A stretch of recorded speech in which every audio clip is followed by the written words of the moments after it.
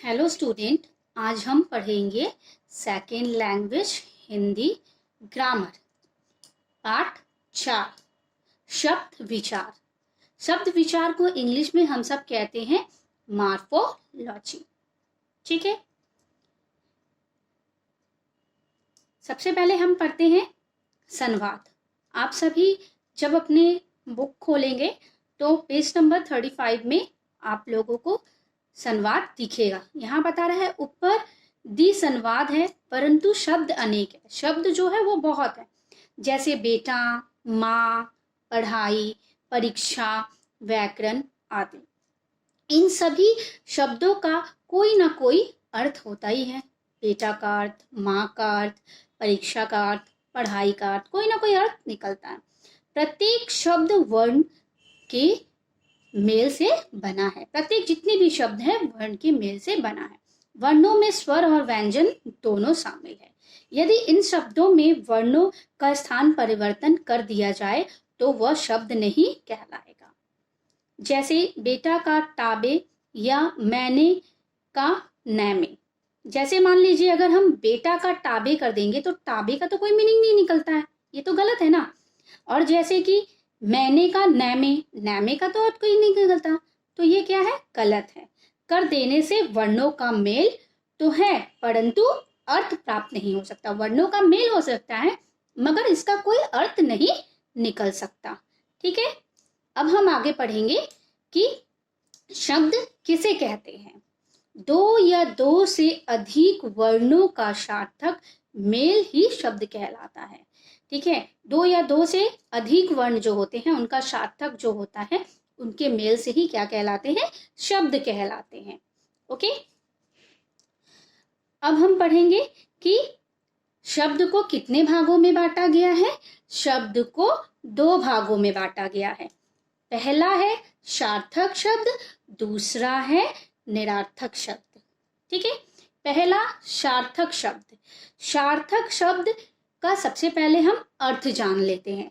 सार्थक शब्द का अर्थ है सहित, यानी जो शब्द अर्थ युक्त है, जैसे घर, नमक, अजगर, गुलाब, ठीक है, आदि। इन सभी शब्दों का अर्थ है, यानी सार्थक शब्द किसे कहते हैं, जिस शब्दों में हमारा क्या निकलता हो, अर्थ निकलता हो, मीनिंग निकलता हो, वो हमारा सार्थक शब्द कहलाता है। घर को हम लोग गृह, आलय भी कहते हैं, है ना। इसी तरह नमक का भी बहुत कई अर्थ है, अजगर का अर्थ है, गुलाब को पुष्प, फूल भी कहते हैं। ठीक है, तो इन शब्दों का उच्चारण करते ही हमारे मस्तिष्क में इनके चित्र उभरते हैं। हमारे मस्तिष्क में मतलब हमारे दिमाग में इनका चित्र क्या हो जाता है, उभरने लगता है। हम लोग ध्यान सोचने लगते हैं गुलाब कैसे दिखने में है, पुष्प कैसे दिखने में है, घर, नमक। ठीक है, अब हम पढ़ेंगे कि दूसरा शब्द का दूसरा भेद है निरर्थक शब्द। निरर्थक शब्द का अर्थ क्या है, अर्थ रहित, यानी जिन शब्द का कोई अर्थ नहीं निकलता हो। ठीक है, जो अर्थहीन, अर्थहीन का मतलब कोई भी शब्द है उसका अर्थ नहीं निकलता हो। जैसे पानी वानी, पानी वानी का कोई अर्थ नहीं निकलता है। चाय वाय, ठीक है, रोटी सोटी, ठीक है, कोटा कोटा, मतलब इसका आधी, इसका कोई मीनिंग नहीं निकलता हो, कोई अर्थ निकलता नहीं हो। ठीक है, वो अर्थहीन। इन शब्द जोड़ों से पहला शब्द सार्थक है और दूसरा निरर्थक। पहला शब्द देखिए, पानी वानी, पहला शब्द है पानी, दूसरा है वानी। तो पानी शब्द जो है वो हमारा सार्थक शब्द है, उस शब्द से अर्थ निकल सकता है, लेकिन दूसरा क्या है हमारा, निरर्थक शब्द। वानी, वानी तो कुछ नहीं होता। ठीक है, अब यहाँ क्या है, रोटी सोटी, रोटी से मीनिंग निकल सकता है लेकिन सोटी से कोई मीनिंग नहीं निकलता, तो इसलिए रोटी सार्थक शब्द हुआ और सोटी निरर्थक शब्द हुआ। ओके, अब हम आगे पढ़ते हैं। ठीक है, शब्दों के भेद, ये क्या था हमारा, इसके आधार पर शब्दों के दो भेद पर ये किया गया था, लेकिन शब्दों के भेद विभिन्न है और भी है। पहला उत्पत्ति के आधार पर, दूसरा रचना के आधार पर, तीसरा व्याकरण अथवा प्रयोग के आधार पर, चौथा अर्थ के आधार पर। ठीक है, अब हम पहला पढ़ेंगे क्या, उत्पत्ति के आधार पर। ठीक है, हिंदी भाषा का शब्दकोश बहुत समृद्ध है। संस्कृत को हिंदी भाषा की जननी कहा जा सकता है। संस्कृत को हम क्या कहते हैं, हिंदी भाषा की जननी। ठीक है, आइए हम आगे पढ़ते हैं, जैसे कि अरबी, फारसी, ठीक है, और यूरोपियन भाषाओं। ठीक है, जैसे कि फ्रेंच, लैटिन, ग्रीक, अंग्रेजी, ठीक है, आदि भाषाओं को भी हिंदी का प्रभाव पड़ा है और इन भाषाओं के शब्द हिंदी में भी शामिल हैं। इस प्रकार उत्पत्ति के दृष्टि से हिंदी भाषा के 4 प्रकार शब्द हैं। उत्पत्ति के आधार पे जो हम लोग पढ़े हैं उनके भी 4 प्रकार के शब्द हैं। कौन कौन से? पहला है तस्म शब्द, दूसरा है तद्भव शब्द, तीसरा है विदेशी शब्द, चौथा है देशज शब्द। ठीक है, अब हम पढ़ेंगे क्या, पहला उत्पत्ति के आधार पर पहला उसका प्रकार शब्द क्या है, तस्म शब्द। तस्म शब्द 2 शब्दों के मेल से बना है। जो तस्म शब्द होते हैं वो 2 शब्द के मेल से बना है। ठीक है, तत् प्लस सम। ठीक है, तत् उसके, सम समान। ठीक है, अर्थात उसके समान। ठीक है, किसके समान? संस्कृत भाषा के समान। ठीक है, ध्यान से सुनिए स्टूडेंट, तस्म शब्द 2 शब्दों के मेल से बना है, जैसे तत् प्लस सम, तत् उसके और सम समान। ठीक है, यानी उसके समान। किसके समान? संस्कृत भाषा के समान, जो संस्कृत भाषा होते हैं।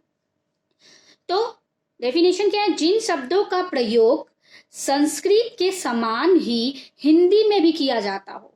ठीक है, संस्कृत के समान किसमें यूज मतलब होते हैं, हिंदी में भी किया जाता है। उन्हें हम क्या कहते हैं, तस्म शब्द कहते हैं। जैसे जल व पवन शब्द संस्कृत के हैं। जल व पवन ये जो शब्द है ये संस्कृत के शब्द है और हिंदी के बिना किसी परिवर्तन के प्रयोग में आते हैं, है ना। हम लोग हिंदी में भी बोलते हैं पानी, लेकिन जल भी यूज होता है। तो संस्कृत शब्द के साथ हमारा हिंदी शब्द भी प्रयोग होते हैं। समझ आया स्टूडेंट?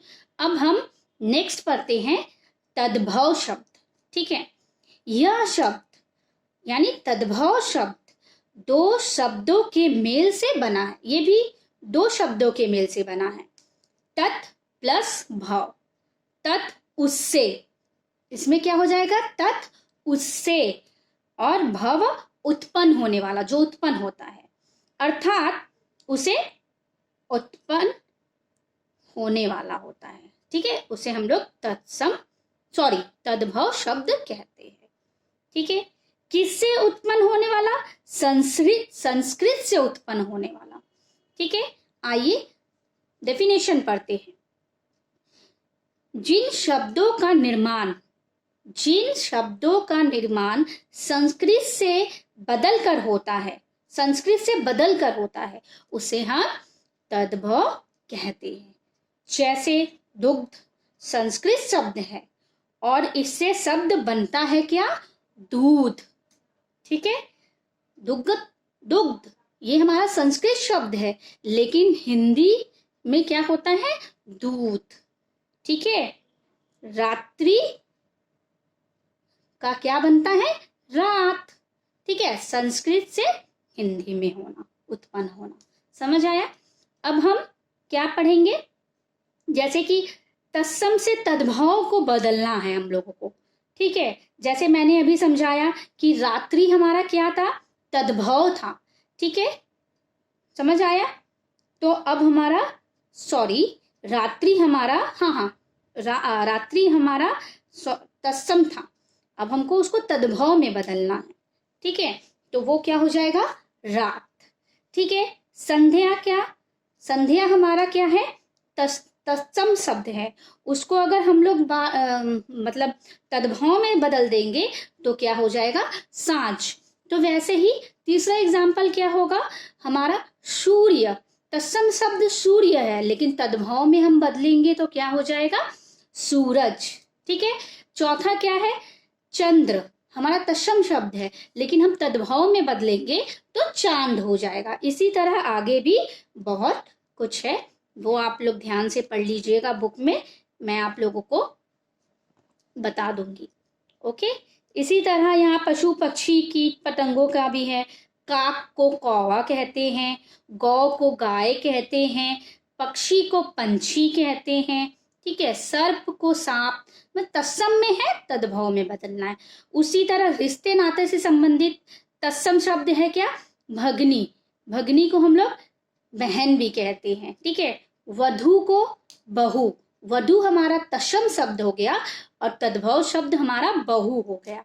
ठीक है, समझ आया। उसी तरह अंगों से संबंधित है, जैसे कि अंगुली, तो हम लोग तद्भव शब्द उंगली बोलेंगे।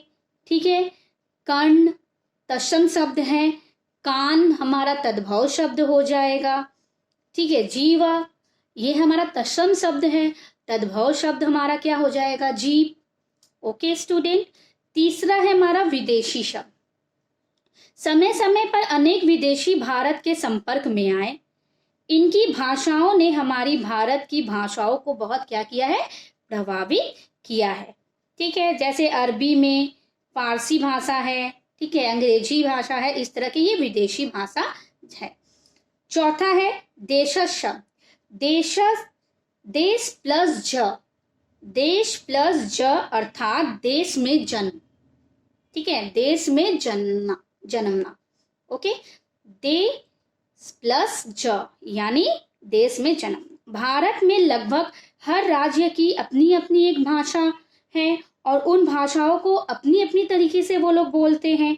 जो शब्द अपने देश की भाषाओं में बोलिया जाती है या बोलचाल की भाषाएं से हिंदी में आए हैं और जिनके स्रोत का पता नहीं चलता है, उसे हम लोग देशज भाषा कहते हैं। जैसे लोटा, धोती, पगड़ी, खटिया आदि। ठीक है। Okay student. एक है यहाँ पे संकर शब्द। इन मिश्रित शब्द, इन्हें मिश्रित शब्द भी कहा जाता है। मिश्रित यानी मिक्स्ड। ठीक है। खून पसीना, खून फारसी प्लस पसीना हिंदी में कहते हैं। ठीक है। छायादार, छाया हिंदी, दार फारसी में कहते हैं। Okay student, thank you. अगला जो है मैं वो नेक्स्ट वीडियो में आप लोग को समझा दूंगी।